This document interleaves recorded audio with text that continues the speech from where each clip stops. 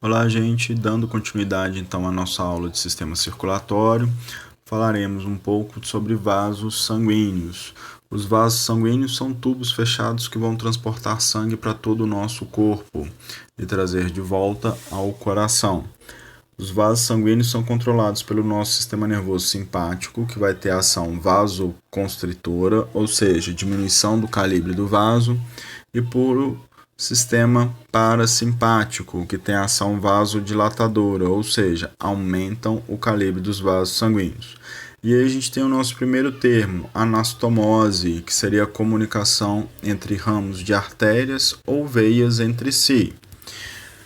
Além disso, a gente tem um outro termo também que não está descrito aqui, que seria a nossa angiogênese. A angiogênese é a formação de vasos sanguíneos, de novos vasos sanguíneos.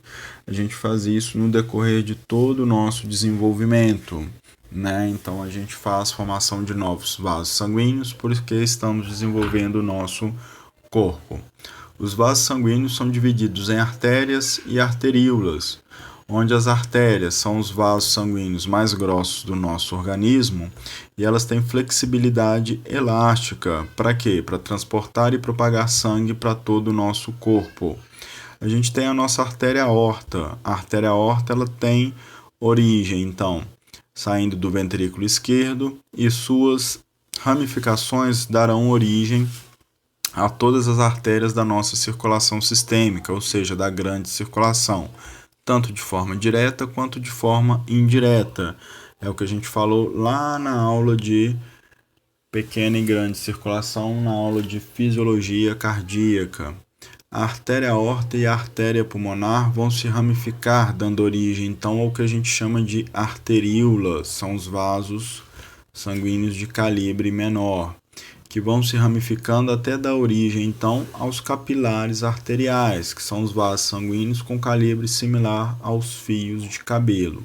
O que seria a nossa pulsação arterial? O próprio nome está dizendo.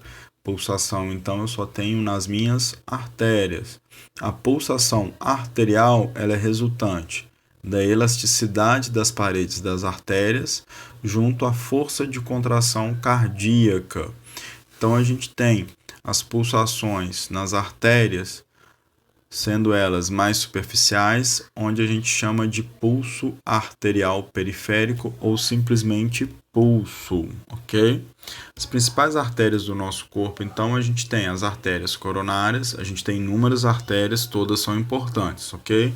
Aqui é só para a gente resumir e conseguir visualizar de forma mais didática.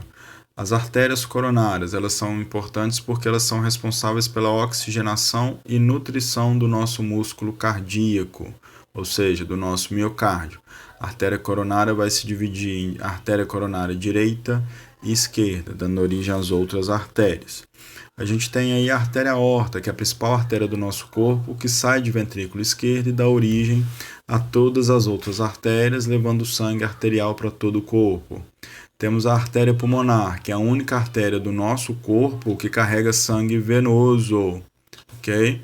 Para os pulmões. Ela vai sair de ventrículo direito e vai se ramificar em duas, em artéria pulmonar direita e esquerda, para ir para os pulmões direito e esquerdo. Temos a artéria carótida, que está localizada na região cervical, próxima ao esternocleidomastoide, onde elas vão irrigar a cabeça e o nosso pescoço. E aí a gente tem a artéria subclávia. Ao nível da clavícula, elas vão irrigar os membros superiores. A artéria subclávia, ela está dando origem, então, à artéria axilar, à artéria braquial, à artéria radial e à artéria ulnar. A artéria radial, que é muito comum para a gente fazer, né, a aferição de frequência cardíaca, a aferição do nosso pulso, tá? A gente tem também as artérias ilíacas, que está na região do ilíaco, elas vão, né, do osso ilíaco, elas irrigam o nosso peritônio e toda a cavidade pélvica. Elas que dão origem às artérias femorais. A artéria femoral vai irrigar a região inguinal, que seria então a nossa região de virilha, as nossas genitais e a coxa.